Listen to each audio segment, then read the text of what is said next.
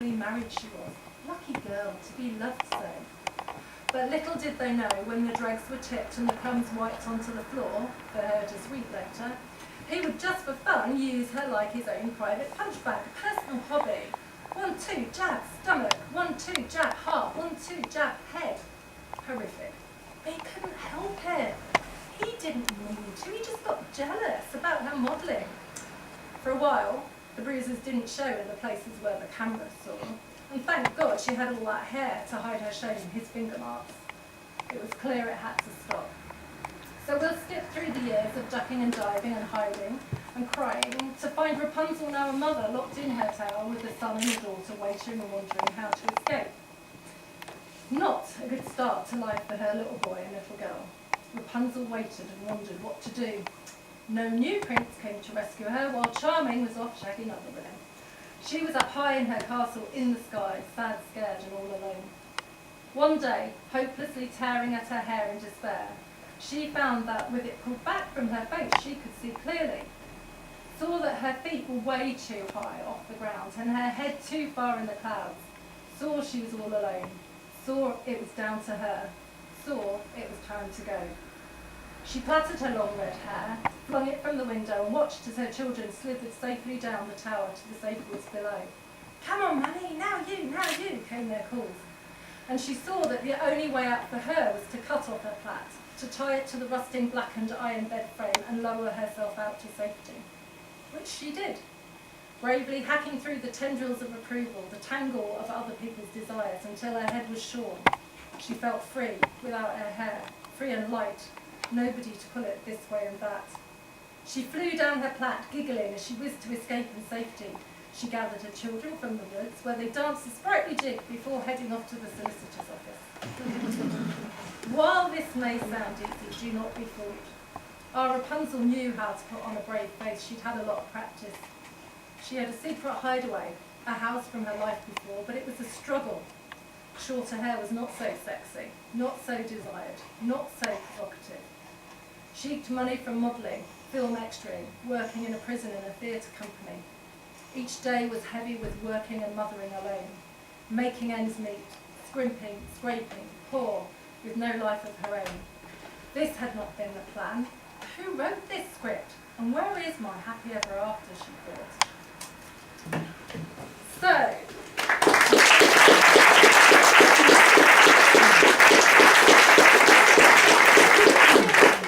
how do you fall for someone like that?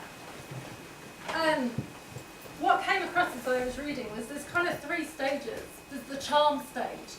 So all of these men were brooding, charming, desirable, very sociable to the rest of the world, nice blokes, lots of fun.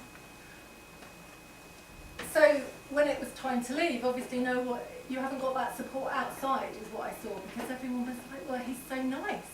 He's got such a happy marriage. And as I was reading about the phases of charm, it's very like grooming, that we understand grooming when it comes to child abuse, but I don't think we understand grooming in terms of domestic abuse. It's exactly the same. Love bombing is one of the words that you'll read about, which is where they shower you with love. You're the most gorgeous thing, you're just super fantastic, it's fantastic, you're the best thing ever. There might be gifts, there might be, oh no, don't go out with them, let's just have time to ourselves. And so the charm phase then leads you into the isolate phase, because actually then, let's not go out with your friends because I love you so much, let's have the night into ourselves. So slowly you see, the women that I interviewed were seeing less of their own friends. They were seeing more of him. And sometimes that was also because the men were then grumpy. If your friends were around, they'd be a bit, why are your friends around? Because actually I want you to myself. Which to start off with, the women were saying is very romantic, to be desired so much, to be the centre of somebody's world. But actually what happened was it left them isolated. And of course as soon as you're isolated, that's when the harm can start.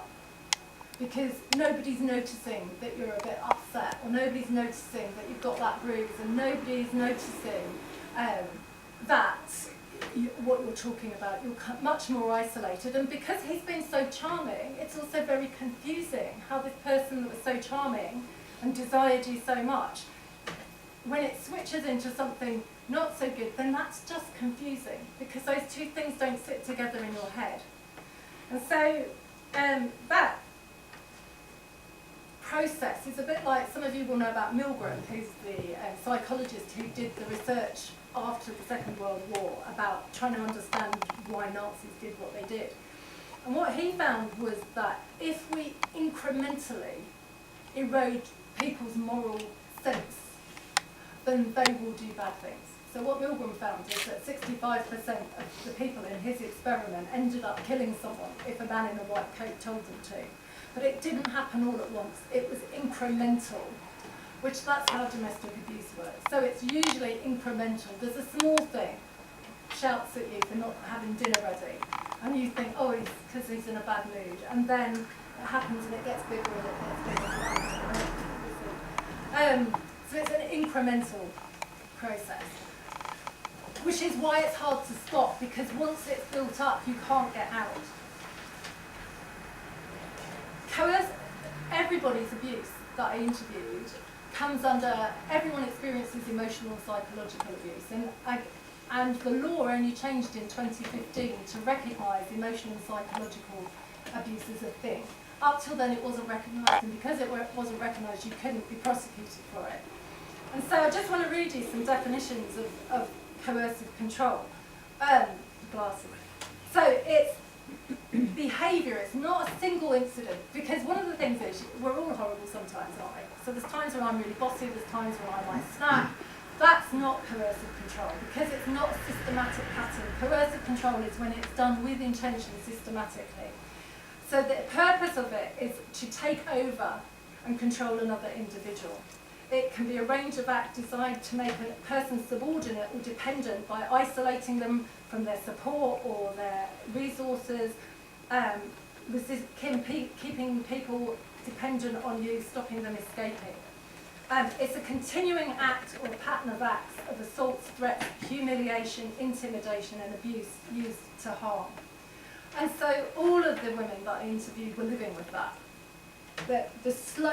One of the women talked about the experience as a slow erosion of herself. And for me that's a really strong image. That same woman also talked about feeling like she'd been put in a cage where every day the screw was tightened and the cage shrunk. And so one of the reasons I wanted to write the book was because so many people say, well, why didn't you just leave? Why didn't you just leave? God, I wouldn't put up with that. I wouldn't let anyone treat me like that. But of course you've got the incremental control, but also your cage is getting smaller and smaller, and you're getting more and more frightened. You can't think straight. Which leads us on to stress and post-traumatic stress. So, and the reason I'm kind of putting all this together is I couldn't find anything which made sense of it using some of the psychological theory that we've got. So we already know that you all know that when you're stressed you can't think straight. But imagine if you're stressed all the time, what that does to your capacity to think straight. And imagine if you've got kids, and imagine if you've got to find somewhere else to live, and imagine if all your friends don't understand why you want to leave anyway because it's so nice and your parents like it. And then imagine that you've got to make humongous life-changing decisions and you start to get some idea why people don't leave straight away. Then add to that, and this is kind of relatively new literature, post-traumatic stress disorder we tend to associate with combat veterans. But actually anyone that is been in a threatening situation where they have been hit, they fear they're going to be hit, will be experiencing post-traumatic stress, which again inhibits your ability to make decisions, it makes you hyper-vigilant, it means you're probably not sleeping so well.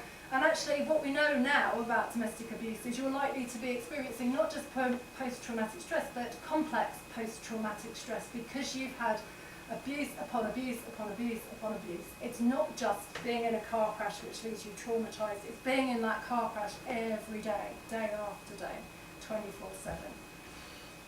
Why else don't people leave? They don't leave because of something which people call gaslighting, and the best way to explain that is where it's messing with your head. So you think something and they tell you you're wrong. You think that the dinner was hot and they tell you it was cold, or you've cut them what you thought they wanted and then that's not what they wanted, or you thought you'd made it clear that you needed them home at this time, but they're not home at that time.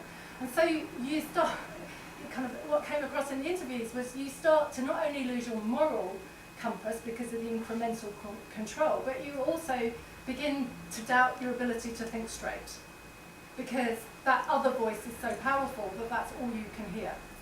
So you have a thought and you can hear that other thought. And of course they're busy telling you it's all your fault.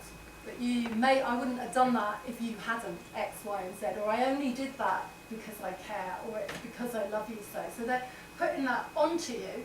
And at some point, of course, anything that we're told often enough is going to sink in, isn't it? So you do think, oh, it's my fault. I should just try harder. I should be. And then we're back into the fairy tale stories. I'm not the perfect wife, I'm not the perfect girlfriend. I have to try harder.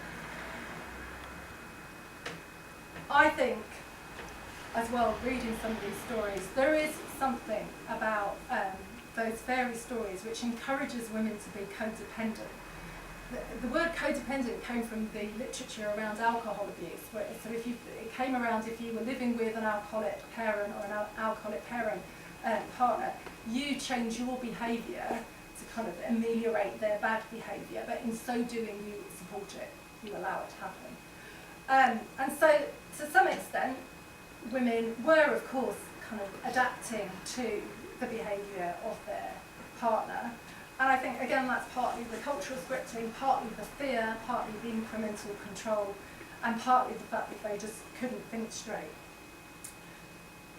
I think there's a real misperception of women who live in abusive relationships of them as victims and somehow weak.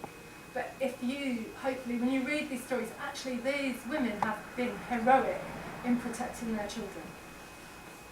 You know, they have been raped with socks in their mouth so that they don't wake the children up. They have allowed themselves to be raped so the kids don't get it. They've taken the hits so that the kids don't get it. You know, we cannot call these women victims. We cannot call them weak. They're heroic. One of the things that I learned about the men as I was reading through, the perpetrators, there's a book for psychologists called the DSM, which lists all the mental illness. You can't read it because otherwise you realise you've got them all, a bit like but narcissism is listed as a psychiatric disorder. And narcissism is the need for constant approval. Narcissists really can't empathise. It's all about them, and they will manipulate and control people to get their own needs met. I knew nothing about that until I started researching this book afterwards. And the thing is with narcissism, of course, in theory, narcissism is treatable, but it's never going to happen because it's not their fault. So you're never going to get a narcissist to therapy because it's not their fault. It's you. It wasn't your fault. You should have done something different. And the men in these stories that I was hearing fitted that sense of entitlement and purpose. One of the other shocking things I hadn't come across was the use of strangling. Who knew? It's a favoured method of control because actually it doesn't leave marks so much, and women often pass out and then can't remember. Doctors don't spot it, colleagues don't spot it, it's easy to cover up. So strangulation was something that came up as the types of abuse that were there. What does it take to get out? Well, again, the statistics for how long it takes to get out is that women go for something like 35 kind of times before they actually do get out. And why is that? Well, because very often their money's being controlled. So where do you go if you've got no money? Even if you had money and they're living with you in your house, what are you going to do? How are you going to get them out? So a number of women in the stories actually just left everything, got out, he had everything. You need people to go to, which is where I think our role as a community is. You know, it's really hard to be friends with someone in an abusive relationship because they don't leave, and you want them to leave. But actually it's about walking with them, staying with them, until the point when they're ready to leave, so they know they've got somewhere to go to. All the women in these stories ended up paying for everything themselves, which again is kind of, that's an interesting stereotype, isn't it, is that single mothers are really bad. Well, no, you know, these single mothers were keeping their children safe and working, and had left any financial capital that they had in the marriage just to get out and just to keep safe. So there were lots of things that I wish I'd known, and I wish I'd known them before, because it would have been nice to spot it.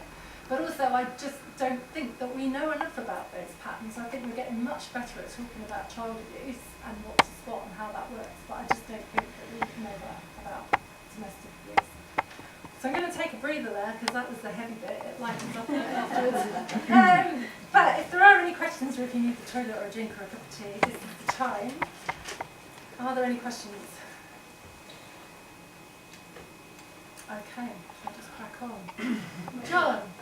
Julie, I was very interested in the, I started reading the start of the book, and you were talking about Heathcliffe. Yeah. And, you know, going back to our English past. Yeah. I think fascinating at Wuthering Heights, you know, how it's known as such a romantic book, and yet it's a horror story, really, isn't it? And how we love it, but we don't love the people because they're arses, aren't they? Yeah. And I think it's really interesting to think of how that character of Heathcliff has become so established. Yeah.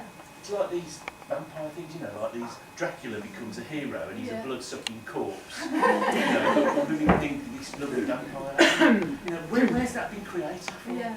You know, by men, I guess. You know, but you know, Wuthering Heights. Where did she come? Where did she get that from? Yeah. How on earth did she make that intense, dangerous story up? Yeah. And that archetype of that dangerous man, I think, is a supports this evil, doesn't it? Really? Yeah. And it's not great for the nice guys either, is it? I remember my mum saying, yeah, you know, you need to marry somebody kind. And when I was, whatever, age 20, I was like, oh, that's so dull. God, how boring. Why would I want to do that? God, she was right. It just, you know, it just took me a long time to get that. So I think it doesn't serve men either. And most of the men that are nice guys, I don't think that helps them. Thank you. Is there anything? Hi, Jackie. Do you interview anyone at this age? No, because they didn't. It was an opportunity sample, as we say in the trade. So no, I didn't. And but I have coached. Yeah, really. And I coached somebody from that community, a couple of people from that community, and I would say that would be a different story because it's much more complex, isn't it? Yeah. And I can imagine why they wouldn't want to talk to me because I'm not of that community. I'm open. If anybody knows, anyone. Yeah. Kate. Just what would be your advice if you had a friend that you thought was going through? Oh, we get there in part 2. Oh. So you don't want my question then? Okay. Anything else? Okay, you're doing really well. So anyway, I met Kate, who said, oh my God, all that's really heavy, you need to write it as fairy stories.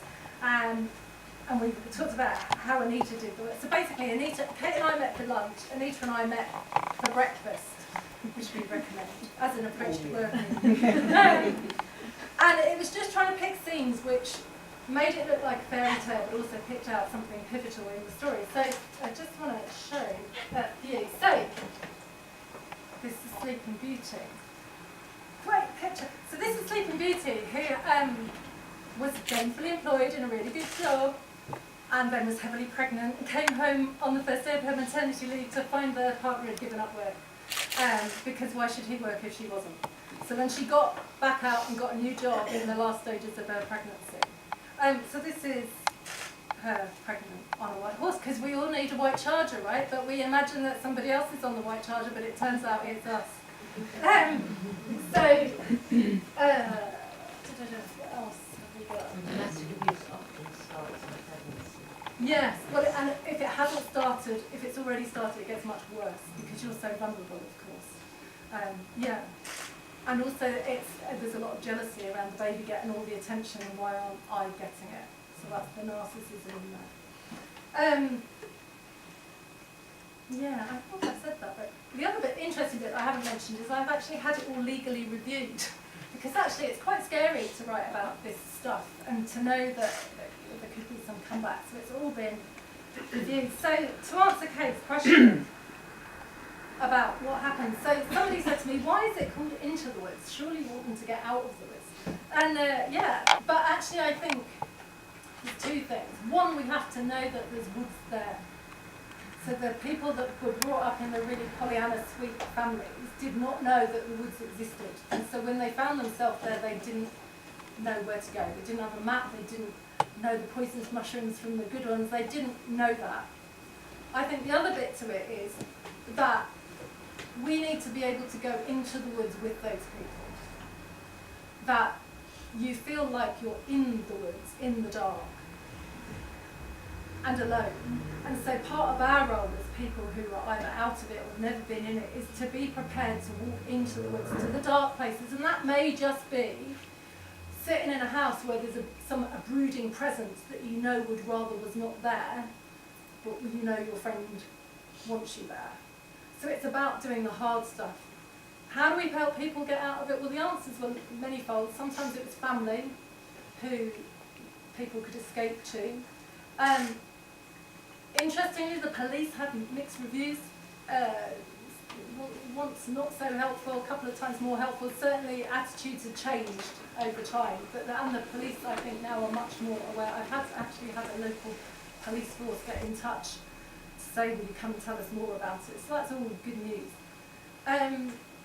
I still think we're missing a trick with schools. I don't think we spot it fast enough. I don't think we're listening to kids talking about arguments between parents. Certainly in these interviews, that was happening and teachers were not picking up on it. And then the legal system is really tricky. You know, the rights, I know that both parents have rights, but there was some horrible stories about the way that kids still see parents even when the parent is not safe. I mean, I don't want to give too much of it, but there's some stuff where the courts have made not good decisions that have not been ended well for the kids. I don't want to say too much, because otherwise there's no point reading the book. So how to help people out would stay in touch with them, stay out of judgment, don't ever say, why don't you just leave? Keep listening, ask them to tell their story. Signposts. The reason Montgomery Family Crisis Centre here is there's lots of help out there. You first of all need to know that what you're experiencing is domestic abuse, and then there's support there. So in my coaching more and more, I don't really coach people around this subject because I am not fully qualified whereas these guys are, but I do a whole load of signposting. And I do a whole load of, have you checked out Women's Aid? You know, I will send people links to websites to Women's Aid and Refuge, where they have the signs and symptoms of domestic abuse, the behaviours of domestic abuse. Because actually some of it, they don't need coaching, they need information about what domestic abuse is, where to go, who are the people that can support them. And so your job is not to be the expert on domestic abuse, your job is to know that actually what people need is information, they need patience, and they need the support agencies who are around, in spite of the fact that funding's cut. There's guys out there doing great work. But obviously the more we start talking about this, hopefully the more funding that there is there. So education's a key piece. I definitely think we need to be talking about it in schools. I'm pressurising and writing for the educational press all the time about how we need to be teaching this better. It's part of sex and relationships education, but it's all a bit left down to when the teacher teaches it and how confident the teacher feels, so it's all a bit hit and miss. Shouldn't be. The Freedom program's bang on, use it, it's fantastic. And to share our stories, those of us that have been in those kind of relationships, there is so much shame. Shame at having stayed, shame at not having got out in time for your kids. And shame shuts us off. Brené Brown's one of my favourite authors, and she talks about how shame gets in the way of connection. And it really does. It shuts people in, and that's what allows it to happen. So actually, as people on the outside, hopefully, of those relationships, it's about being with people without judgment, so that if they do start to tell you a bit of their story, you're not adding to their shame. because just talking about it is monumental. And you know, your job as friends and colleagues is to stay with them until the point when they're ready to leave. And leaving is not easy. Things escalate at the point when you leave. Again, you'll see that in the stories. The decision to leave is not the end of the story. It's the beginning of the next story, and often the sequel is a really tough part of the story. I also think we need to rewrite our stories as women. I think we need to really challenge the I need to be the perfect wife, the perfect mother, the perfect girlfriend. I need to be able to juggle work and cook apple pies and the amazing Jerry Hall, wasn't it? Said, well, we have to do it all. Go away, Jerry. That's not my experience of being a woman. We need to challenge the stories that we've been given. Not maliciously, they've been passed down from mother to daughter, from society, but actually what are the stories that we want to write for ourselves? You know, what stories do we want for our daughters? What stories do we want for our sons? I've got sons. What am I going to teach them about consent? And that no means no. It doesn't mean maybe. And if it's not yours, you can't have it. What are those messages that we're giving them? What are the news stories? Are we happy reading the fairy stories? Are we going to have our kids reading about Heathcliffe? Are we going to be watching those things? And if we are we going to be talking about them? Don't get me onto NTV.